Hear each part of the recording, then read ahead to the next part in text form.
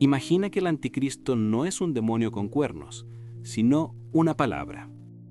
Una palabra que ha sido usada para justificar inquisiciones, cruzadas, censura, espionaje y hasta la invasión de países. Y ahora, esa misma palabra se usa para vender documentales en YouTube, suscripciones a canales y miedo por suscripción mensual. Pero, ¿qué es en realidad el anticristo? ¿Existe? ¿Ha existido? ¿O es solo un fantasma retórico que reaparece cada vez que el poder se siente amenazado? Hoy no vamos a hablar de profecías, vamos a hablar de historia, de códigos políticos, de mitos que se disfrazan de verdad.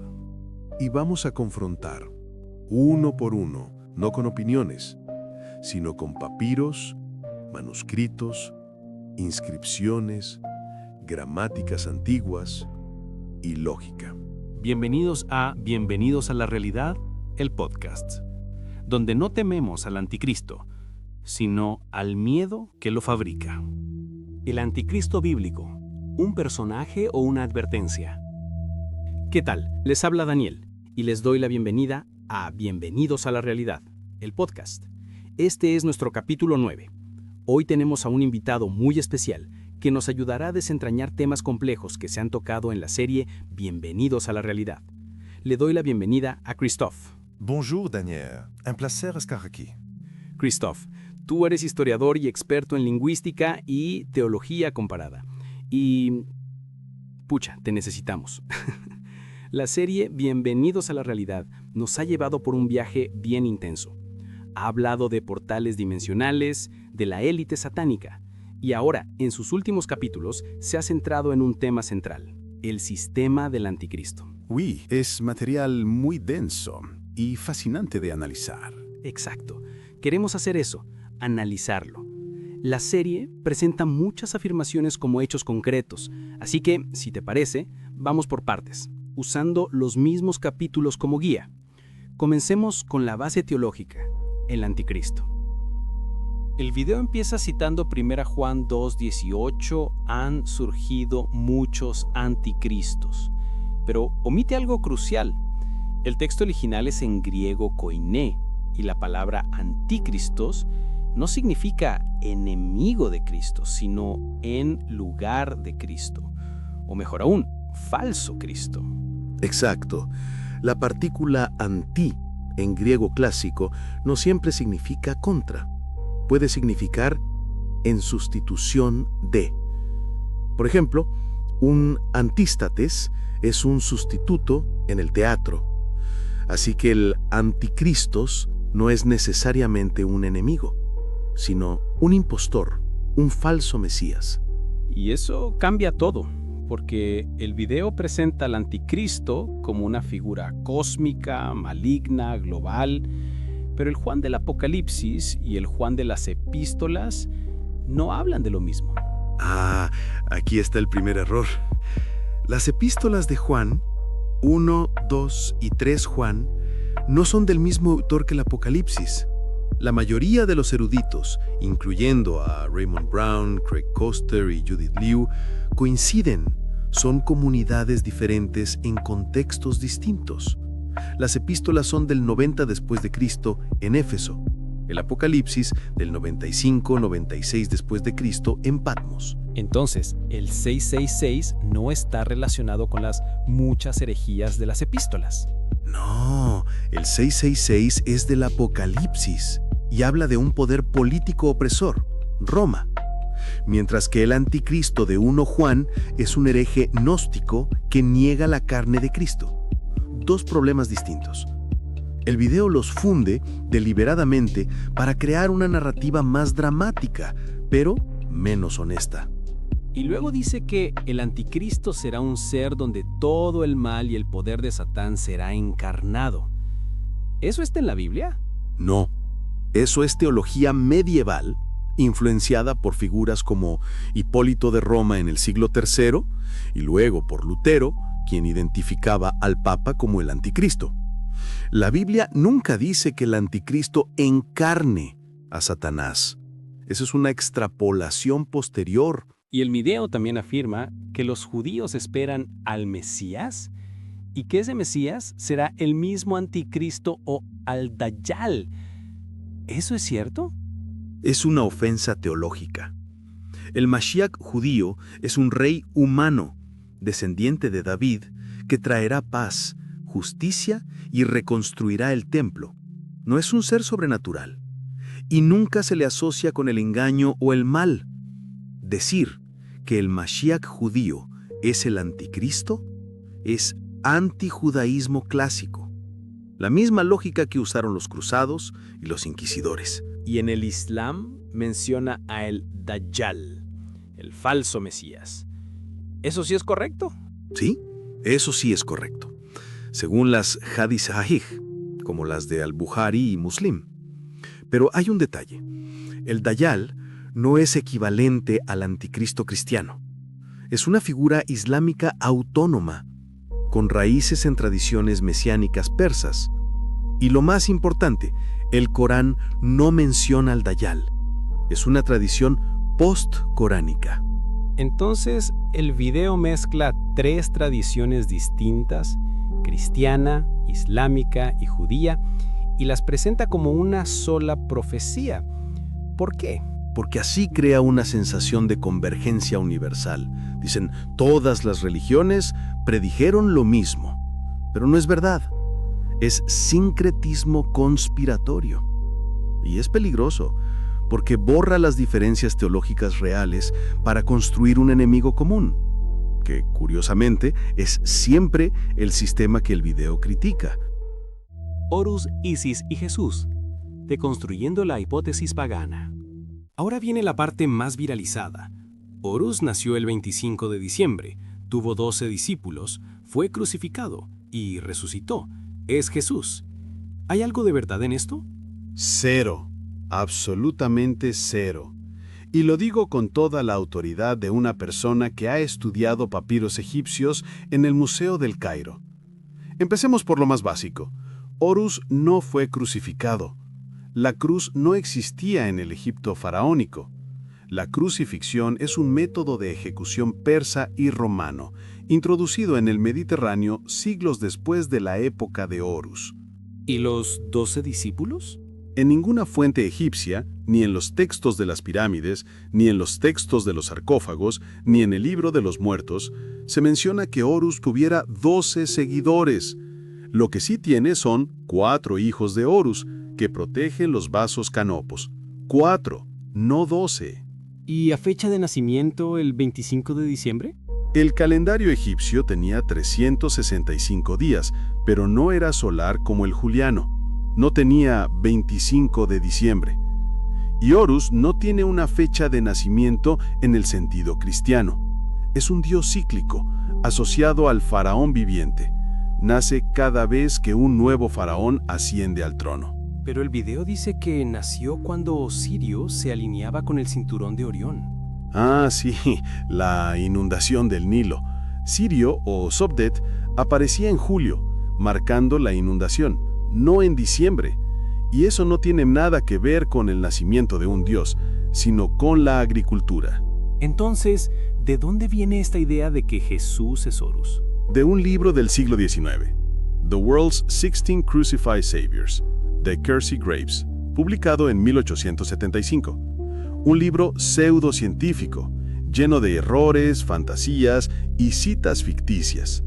Fue desmentido por eruditos incluso en su época, pero en 2007, Zeitgeist, The Movie, lo resucitó, y desde entonces es la Biblia de los conspiranoicos. Y el video también dice que Jesús no nació en invierno, sino en agosto o septiembre. Ahí sí tienen razón, parcialmente. La mayoría de los historiadores, como Raymond Brown o Paula Frederickson, creen que Jesús nació entre marzo y septiembre, porque los pastores no vigilaban rebaños en invierno, como dice Lucas 2:8. Pero, eso no prueba que el 25 de diciembre sea pagano, en el sentido malévolo. ¿No? No.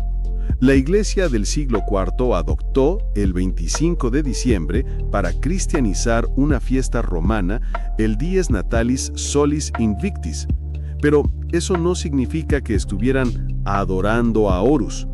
Significa que usaron una estrategia misionera inteligente, dar un nuevo significado a una fecha ya familiar. Lo mismo hicieron con Pascua, de Pesaj, y con santos locales que reemplazaban a dioses paganos. Y el video acusa el halo solar en las pinturas de Jesús como adoración al dios Sol. Pero el halo no es exclusivo del sol. En el arte bizantino, el halo representa la gloria divina, no el astro.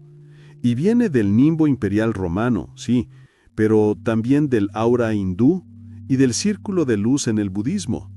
Es un símbolo universal de santidad, no de idolatría solar. ¿Y el pez? ¿El ictis? El ictis es un acrónimo griego. Jesús Christos Theus Ios Soter. Jesús Cristo, Hijo de Dios Salvador. No tiene nada que ver con Dagón ni con Isis. Dagón era un dios filisteo, no egipcio, y nunca se le representaba como un pez, sino como un hombre con cabeza de pez. Sí, pero eso es iconografía mesopotámica, no egipcia. Entonces, ¿todo esto de el Jesús solar es una ficción moderna? Sí, y es una ficción que borra la historicidad de Jesús no para honrarlo, sino para desacreditar el cristianismo. Es irónico, los que dicen Jesús es Horus, en realidad niegan que Jesús existió. Y eso, curiosamente, es lo que muchos gnósticos decían en el siglo II. Exactamente lo que Juan llama el espíritu del anticristo. El 666, número mágico o clave política. El video repite una lista de datos curiosos sobre el 666. Carbono, Marte, segundos, Apple, tarjetas. ¿Hay algo de cierto? La mayoría son coincidencias numéricas forzadas. Por ejemplo, el átomo de carbono tiene 6 protones, 6 neutrones y 6 electrones. Pero eso solo es cierto para el isótopo carbono 12. El carbono 14 tiene 8 neutrones. Y los seres vivos usan todos los isótopos. Así que no, el 666 no está en la base de la vida. Y dice que el primer código del Banco Mundial fue 666. Falso. No hay ninguna evidencia de eso. Y Apple costó 666.666, solo porque Steve Wozniak le gustaba repetir dígitos. También usó 2323 y 5555. No hay satanismo, solo un ingeniero juguetón. Pero el video también menciona que Nerón César en hebreo suma 666. Ah, esa sí es una teoría sólida. En hebreo, Nerón Quesar se escribe Nun Resh Vav Nun Kuf Samech Resh. Es igual a 50, 200, 6, 50, 100, 60 y 200. Es igual a 666. Y hay manuscritos antiguos que dicen 616, por una variante Nerón sin la segunda Nun. Lo confirma el papiro 115 del siglo III. Entonces, el 666 es un código contra Nerón.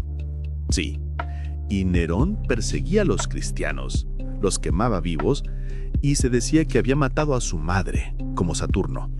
Así que llamarlo la bestia tiene sentido.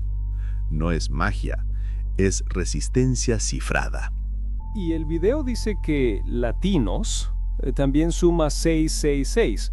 Ah, sí, en griego, lambda 30, alfa 1, tau 300, iota 10, nun 50, omicron 70 y sigma 200. Es igual a 661, no 666. Para que dé 666, hay que usar una ortografía alternativa. Es forzado. Pero la idea de que Roma es la bestia sí está en el Apocalipsis. Y luego conecta el 666 con Saturno, Stur y el hexagrama. Esto es pura especulación numerológica. Stur no es un nombre caldeo real. Y el hexagrama no era símbolo de Saturno en la antigüedad. Ni siquiera era judío hasta el siglo XVII. Antes era un símbolo alquímico y mágico. La asociación con Saturno es modernísima, del ocultismo del siglo XIX. Entonces, el 666 no tiene relación con la Navidad, Saturno ni Horus. Ninguna. Es una construcción retroactiva. Tomaron un número bíblico y le pegaron todo lo que parece malo. Es como decir que el número 13 es malo porque hay 13 en el código de barras. Pero el código de barras no tiene el número 13 en las líneas. Es un mito. El anticristo como arma ideológica. Entonces, si el anticristo no es un ser real, ¿por qué nos obsesiona? Porque el Apocalipsis es un lenguaje de los oprimidos. En tiempos de imperio, romano, nazi, soviético, global, las comunidades marginadas usan el lenguaje del fin del mundo no para predecir el futuro, sino para denunciar el presente. Pero hoy ese lenguaje ha sido secuestrado. Ya no lo usan los oprimidos, sino los que se sienten amenazados por el cambio. Y convierten al globalista, al tecnócrata, al judío, al masón en el nuevo anticristo. Y eso es peligroso, porque cuando ves a tu vecino como el anticristo, ya no puedes dialogar con él, solo puedes destruirlo. Entonces, ¿qué hacemos? Estudiamos, leemos fuentes primarias, preguntamos quién se beneficia con el miedo y recordamos que el verdadero peligro no viene del 666, sino de la fácil seducción del dualismo. Nosotros el bien, ellos el mal. Porque el anticristo tal vez no sea un hombre, tal vez sea la certeza absoluta. Y con eso cerramos este episodio. Pero la investigación continúa. Próximo episodio, Skull and Bones, culto satánico o club de elite aburrido. Descubriremos si Pancho Villa está en un ataúd o si eso es solo otro mito. Porque en este podcast no tememos al anticristo, tememos a la ignorancia que lo alimenta.